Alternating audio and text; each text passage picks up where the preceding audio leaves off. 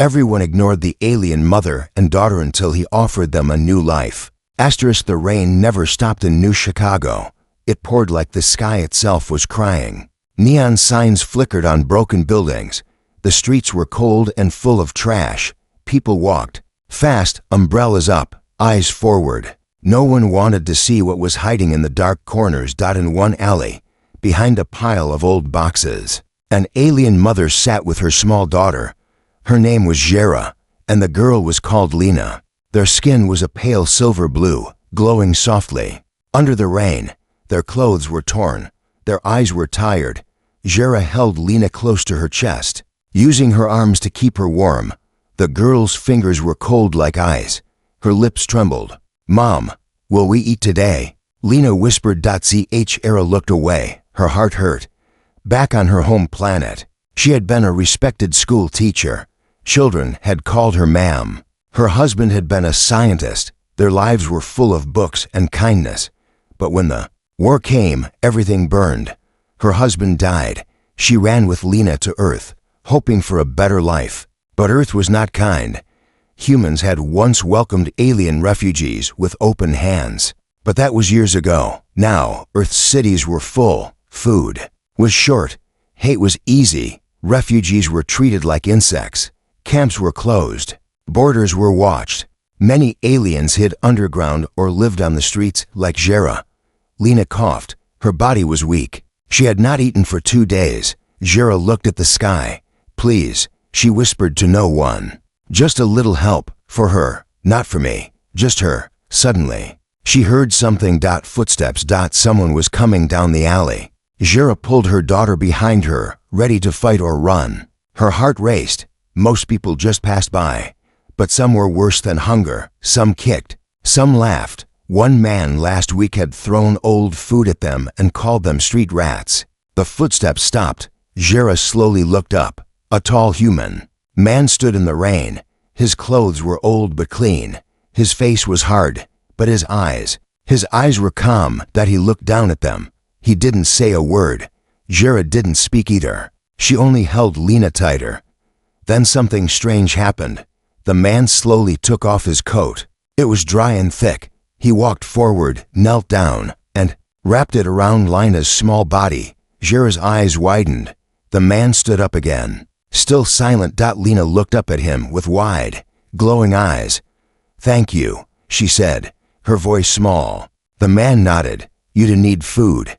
he asked. Jera didn't know what to say. Was it a trick? The man saw her fear. He took a step back, keeping space, then pointed to the edge of the alley. "My home is just down that street. I don't have much, but I have bread and warm soup. You can come or stay, your choice." He turned and walked away. Jera held her daughter. Her mind screamed not to trust him, but Lena tugged her sleeve. "Mama, please." The rain got colder. Jera stood up.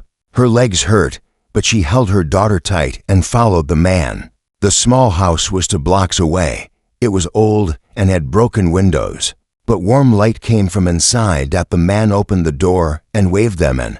"I'm Isaac," he said. Softly. Jera stepped in carefully. It smelled like onions and bread. The floor creaked. The walls had pictures of stars and ships. One wall had books stacked from floor to ceiling. Another had tools and wires. Isaac brought 2 bowls of soup.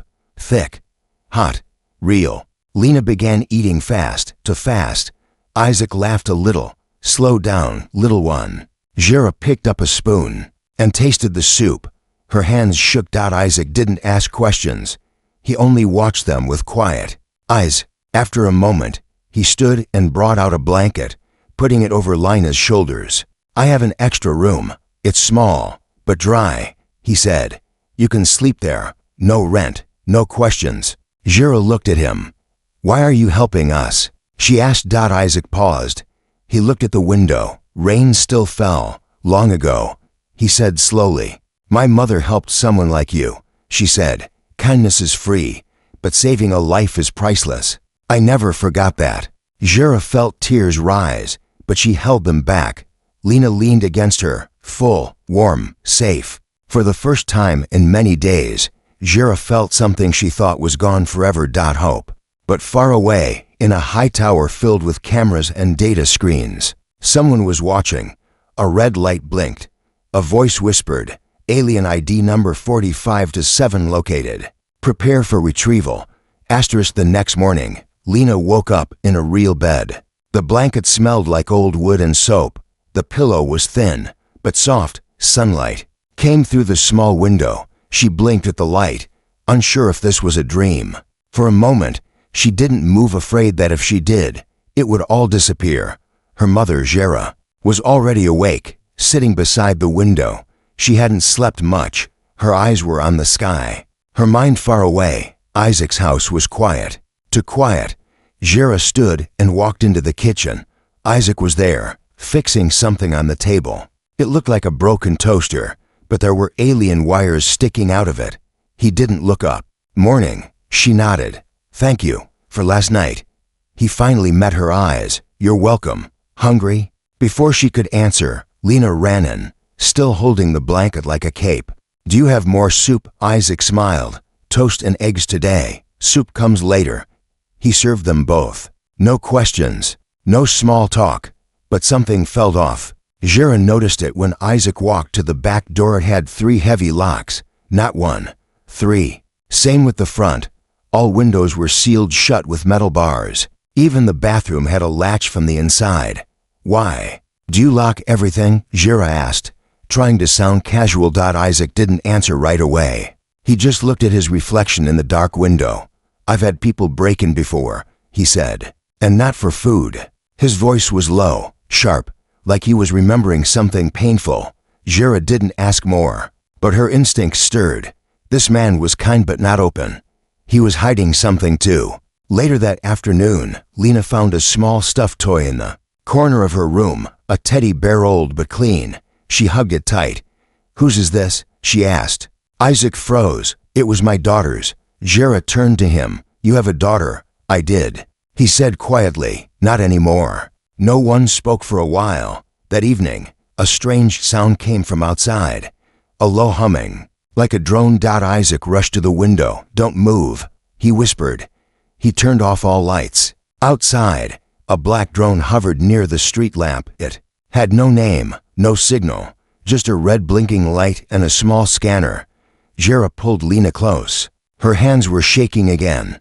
Isaac whispered, "It's not the police. It's worse." He didn't explain. He didn't have to. Jera knew those drones. She had seen them in refugee camps. They scanned aliens, tracked them, tagged them like animals. Lena's voice trembled. "Will they take us?" Isaac looked at her with fire in his eyes. "No," he said. He walked to the back room, pulled a curtain aside. Behind it was a hidden wall panel filled with wires and switches. He hit a blue button. A hum passed through the house. "What is that?" Jera asked. "A blocker," he said. "They won't scan anything from here. Not while I'm alive." That night, Jera finally asked him, "Why are you really helping us, Isaac? What are you not telling me?" He looked at her. His eyes were not cold, but tired. "I lost my wife in the first alien wave. People say it was your kind that started the war." Jera looked down. "It wasn't. I know," he said. "But I didn't know that back then. I hated all of you. I blamed you for everything." He paused until one night, "I saw an alien child just like Lena, starving, lost, and no one helped her." His voice cracked. "She died before sunrise." Jera's eyes softened. "So you're helping us because you couldn't help her?" Isaac nodded slowly. "This time, I won't stand by." But outside, across the street, a dark car had parked. Inside, a woman in a black coat watched the house through digital glasses. A red dot blinked on her screen. "Alien signature confirmed," she said into her radio. "Target is under human protection." A voice replied, "Prepare extraction team. Make it look accidental." Lena was laughing. It was the first time Jera had heard that sound in many weeks. The little girl ran around the living room with the stuffed bear, pretending it was flying through space. Jera watched her with a quiet smile. She wanted to hold that moment forever. But inside, her heart was heavy. Her secret was growing too large to hide. Isaac entered the room, holding a small box. "I found some shoes for her," he said. A little big, but better than bare feet. Jera looked up. You didn't have to, I know, he said, setting the box down. I wanted to. Lena ran to him and hugged his leg. Thank you, Uncle Isaac. He patted her head, his smile soft and uncertain. But the peaceful moment didn't last long. That night, while Lena slept, Jera stood in the kitchen, staring at a metal device hidden in her coat. It was shaped like a small triangle, with lights on one side and strange alien letters etched into the edges. Isaac noticed. What is that? Jera didn't hide it anymore. It's a data shard, she said. It holds information, secret files from my world, files the Earth government never saw. Isaac frowned. What kind of information? She looked him in the eye. The truth about why the war started. Isaac leaned back against the wall. Everyone thinks your people attacked first. They're wrong, she said firmly. It wasn't us. It was a group of Earth scientists. They made first contact, and then tried to steal something. Isaac blinked. Steal what? Jera held up the shard. This. Meanwhile, across the city, in a cold government building under the surface of the Earth, a meeting was happening. On the screen was an image of Lena, her eyes glowing faintly. Her file read, second-generation hybrid, class red, a Manon. A suit said, we didn't think any of them survived. A woman beside him replied, one did. And she's showing signs. Of what? The man asked. Power, she whispered. The kind we can't control. Back at the house, Isaac sat down beside Jera. So you're telling me Earth started the war, and they blamed it on you? Yes, she said. And now they hunt us not just because we're refugees, but because of what's inside us. Isaac looked toward Lena's room. What's inside her? Jera hesitated. Lena is not just my daughter. She's the first of her kind. Human blood mixed with ours. My husband was— Wait, Isaac interrupted. Lena's father was human? Jera nodded. He helped me escape the labs. He paid with his life. Isaac was silent for a long moment. Then he stood up. You're not safe here, I know, she said. But where will we go? Isaac walked to a closet. He opened it, and behind the clothes was a hidden door, a steel one. He turned to her. Someplace no one knows, not even the drones. But just as he said that, a loud noise came from outside. Glass shattered. Isaac grabbed Jera and pushed her behind the counter. 3 black-clad soldiers in masks came through the front window, silent, armed, moving fast. Lena screamed from her room. Jera stood, ready to fight, but Isaac had already pulled something from his coat, a small electric shot baton. He hit the first soldier hard. The second one raised a weapon, but Jera threw a kitchen pan into his face. The third grabbed Lena. No, Jera screamed, running toward him. But it was Lena who stopped him. Her body glowed red for a second, and the man flew backward like he'd been hit by lightning. Everyone froze. Lena's eyes were wide. Her hands were shaking. I didn't mean to. Jera held her tight. Isaac stared at them both. Now he understood. The attackers ran. Sirens echoed outside. Someone had called the local patrol. Isaac turned to Jera. They're not going to stop now, no, she said. They won't. He looked down at Lena. Then we need to run before they come back. Jera nodded. And in that moment, the 3 of them stopped being strangers. They became a family on the run. Sirens wailed in the distance. Red lights flashed across the shattered walls of Isaac's home. The front door had been kicked in. Glass lay everywhere. Smoke from a flash grenade still hung in the air. Lena clung to her mother's side, silent but shaking. Her skin flickered faintly with red light, like her body couldn't decide what it was anymore. Jera looked at Isaac. We have to go, now. Isaac was already pulling a metal floor panel up near the kitchen. Beneath it, a hidden tunnel led into darkness. He handed Jera a flashlight. I built this after the war started, just in case. I didn't think I'd ever use it. Jera grabbed Lena and climbed down the metal ladder. Isaac followed, closing the panel above them just as the sirens stopped right outside. They moved quickly through the tunnel. Pipes dripped water from above. Old posters in foreign languages peeled from the walls, remnants of a time before the aliens came. The air was cold, thick with dust and silence. Lena whispered, Where are we going? Isaac answered softly, Somewhere forgotten. a place even the drones can't scan. After half an hour of walking, the tunnel opened into an old subway. Station long abandoned. Rusted rails split through the concrete. A few broken train cars sat frozen in time.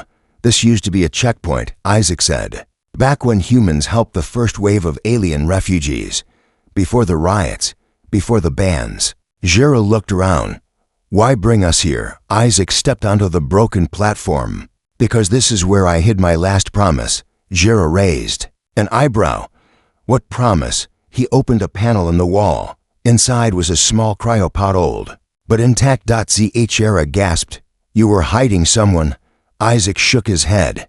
No, I was saving someone. He pressed a button. The cryopod opened with a hiss, and inside was a small alien child. Male. Asleep. Breathing slowly. Jera froze. Is he? Isaac nodded. He's the last child from the lab where your husband died. The government tried to erase them all. Lena stepped forward. He looks like me. Isaac knelt down beside her. That's because he's like you. Not just alien. Not just human. Both. Suddenly, Jera heard a beep. She pulled the data shard from her coat. The lights on its surface had changed color. What is it? Isaac asked. Jera's voice dropped.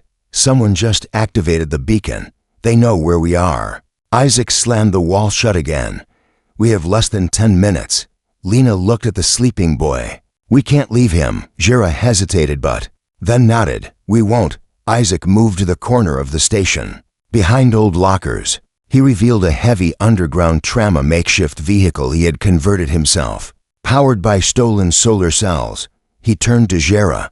You said the data shard holds the truth. Yes, and do you still have the encryption? She hesitated, then reached into her boot. A thin silver ring glowed between her fingers. This is the key. Isaac started the tram. The old engine groaned to life. Then we're going to the last place they think we'll go, he said. Where? Jera asked. He looked ahead, eyes focused. Back to the core, where it all started. Behind them, metal boots entered the tunnel. Black-clad soldiers swept the area. One of them touched a scanner against the wall. There was energy discharge here. An alien hybrid DNA. Another nodded. Signal is moving south. They're not hiding anymore. A voice came through the earpiece. Bring them back, dead or alive. As the tram sped through the dark tunnels below the city, Lena sat with the sleeping boy in her lap. She looked at her mother and Isaac. Why do they hate us? She asked. Jera pulled her close. Because they don't understand you, Isaac added. But maybe that's why you're here. To show them something different. Outside the tunnel, the walls flickered with old messages from long ago, graffiti that said, "No species left behind. Hope is not a crime. We are more than what they fear." The tram shook as it sped through the forgotten tunnels. Sparks danced along the tracks. Old emergency lights blinked red. Then dark. Jera held Lena close. The sleeping boy lay beside them, his breath steady in the hum of the underground ride. Isaac sat at the front, eyes fixed on a cracked map of old Earth transit routes. We're close, he said. But once we enter the core zone, nothing works the same. Jera leaned forward. What is the core? Isaac didn't look back. It was the first place where humans and aliens met. The first handshake and the first betrayal. An hour later, the tram screeched to a stop. The tunnel ahead had collapsed long ago. They had to walk now. Jera carried the child. Isaac carried a bag of food, tools, and an old pulse weapon. Lena walked slowly, her hand glowing faintly again. I feel something, she whispered. Isaac glanced back. What do you mean? I don't know. Like something is calling me. Jera's face went pale. She's sensing it. Just like her father did before. She stopped herself. The tunnel opened into a massive underground dome, the core zone. It was silent, empty, but not dead. The space looked like a mix of ancient alien tech and human design. Walls were smooth and metallic, but cracked. In the center, a large black sphere hovered mid-air, pulsing softly. Lena froze. That's it. Jera gasped. It's still alive. Isaac stared at it. What is that thing? Jera whispered. The memory core. Suddenly, Lena stepped forward, drawn like a magnet. Lena, no. Jera called, but it was too late. The black sphere responded to her presence. Glowing patterns appeared on its surface, symbols in both human and alien language. The sphere opened, showing a hologram, images from the past. Earth scientists in white suits, shaking hands with alien elders. Then dash an ambush. Weapons fired. Screams, flames. Zahra watched, tears in her eyes. This is the truth. They erased. Earth struck first. We came in peace, and they stole our energy codes. Isaac's fists clenched, and they blamed you to cover their crimes. Then the sphere changed again. It showed something else. Lena, standing in a circle of fire, hands glowing, floating above the ground. Zahra whispered, "It sees her future." Lena looked back, confused. "Why am I in the sky?" The sphere spoke in a soft voice. "Hybrid child, carrier of balance, heir of the bridge." Isaac asked, "Bridge? What bridge?" Zahra turned slowly. "Between worlds, between species. She is more than both of us." But the silence didn't last. A sudden high-pitched noise echoed through the dome. Zahra grabbed Lena. "They found us." A drone entered through the top vent, scanning fast. Red light blinked. "Target located." Initiating lockdown. Isaac aimed and fired his pulse gun. The drone exploded in sparks, but it was too late. A hidden door behind the sphere opened. From it, 10 black-clad soldiers entered with shock rifles. Their leader, a tall woman with silver eyes, stepped forward. "Zahra, Isaac, and the child." She said coldly, "Come with us, or face immediate erasure." Isaac stood in front of Lena. "You're not touching her." The woman laughed. "She is not a girl. She's a weapon." Zahra stepped forward. "She is my daughter. She's not what you fear, she's what you need." Lena held her mother's hand tight. The memory core pulsed. Then spoke again. "Choice must be hers." Lena's body glowed brighter. The soldiers raised their weapons, and in that moment, Lena lifted both hands and everything went white. When the light faded, the soldiers were on the ground, alive but unconscious. The core's light dimmed, but its voice remained. She chose peace. Zahra knelt beside her daughter. "Are you okay?" Lena nodded slowly. "I didn't hurt them. I just made them sleep." Isaac looked at her, stunned. "How did you do that?" Lena didn't know. But deep inside, something had awakened. And now, Earth would feel it. The broadcast began without warning. All across Earth, on screens in homes, ships, offices, and command centers, an image appeared. A child with glowing red hands, a silver-skinned mother holding her. And beside them, a human. Man, the memory core had made its choice. It was sending the truth. Footage showed Earth's betrayal, the first shot, the ambush, the stolen energy technology. Then came Lena's vision, floating in firelight, choosing peace when war was the easier path. The world froze. Some wept, some screamed. And the ones in power panicked. In a hidden chamber beneath the Earth Coalition headquarters, the Defense Council met in emergency session. The room was dark, windowless, and cold. Admiral Voss slammed his fist on the table. "Who authorized that core to reactivate?" "No one," a technician replied. "It sensed her, the hybrid girl. She unlocked it." "Then destroy the dome." The admiral barked. "No," came a voice from the shadows. Everyone turned. It was Director Halden, head of Project Silent Star. He stepped into the light, slow and calm. "We don't destroy her. We take her alive, Admiral." Voss frowned. "She just shut down an elite unit with her mind." Halden smiled faintly. "That's exactly why we need her." He tapped a file onto the screen. Inside it, blueprints, diagrams, a name, Project Eden Flame. Back in the core zone, Lena sat on the floor, tired. Her hands no longer glowed. Her breathing was steady, but her eyes, they had changed. She looked older, not in her body but in her soul. Zahra watched her daughter quietly, a fear she dared not speak rising inside her. Isaac stood at the edge of the chamber, his weapon still hot. "They're not giving up," he said. "They'll send more, stronger, smarter." Zahra nodded. "And this time, not to scare us, to erase us." The boy in the cryopod stirred beside them. He opened his eyes wide, glowing faint blue. Zahra knelt. "You're awake." The boy blinked. "Where's home?" Lena answered before anyone else. "Home is where someone protects you." Far away, in orbit above Earth, a hidden satellite station spun into life. Its core glowed green. Inside it, a massive cannon moved, aiming not at other planets but back toward Earth itself. "Why is it pointing inward?" one operator whispered. "Because," Director Halden's voice echoed through their comms, "our greatest threat is now among us." Back on the surface, the memory core gave one final message before shutting down. "She is not the end. She is the beginning. What you fear is what may save you." The sphere turned dark. The lights faded. The door on the far side of the dome opened, automatically revealing stairs that led upward. Isaac sighed. Time to move again. Jera helped the boy to his feet, but Lena walked forward alone, toward the light, not afraid. Behind them, the city had begun to stir. Protests, marches, signs reading, "We stand with her. No more lies. Let the child speak." The world had seen the truth, and now it had to choose. The wind howled across the ruins of the old city. Isaac, Jera, Lena, and the boy stood at the edge of the surface, no longer hiding underground. Behind them, the memory core was silent. Ahead of them, the Earth was watching. Hover drones circled above.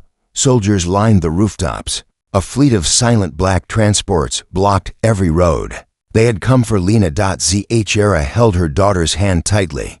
"Whatever happens, stay beside me." But Lena stepped forward. "No," she said. "This time, I speak alone, from a command ship above." Director Halden watched through a high-resolution monitor. His voice crackled through the comms. "Target in sight. Do not fire unless I give the word." Beside him, Admiral Voss loaded the satellite weapon. Its charge was complete.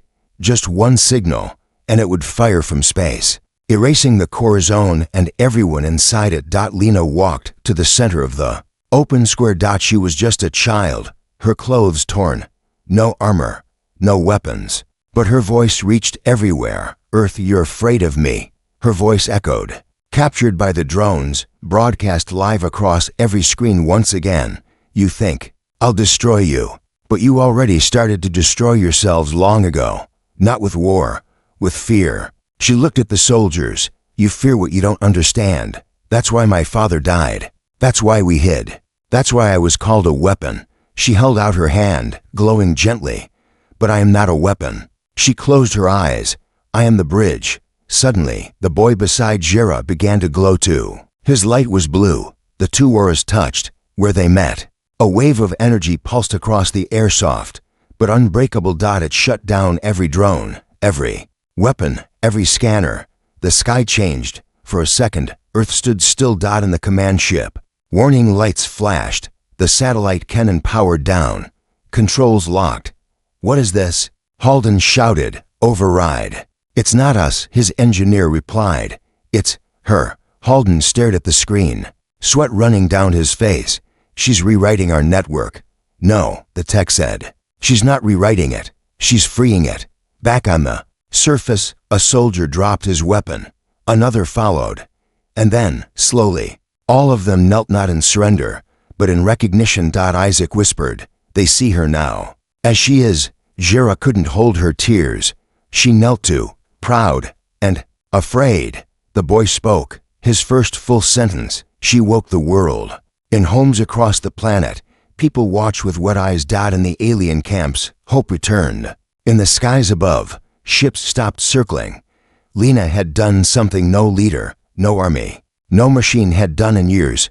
She had made the world listen. Weeks later, the Earth Coalition officially opened the bridge accord, a new council made of humans and aliens. Both, Jera became an advisor. Isaac stayed quietly in the background, but people called him the Guardian. The boy recovered and began school, now one of many hybrids born into a new peace. And Lena? Lena chose not to lead with force, but with stories. She told them what it meant to be feared as a child, and to forgive anyway. In the end, the war did not end with a weapon. It ended with a girl who said no, not in anger, but in courage. And Earth, at last, listened.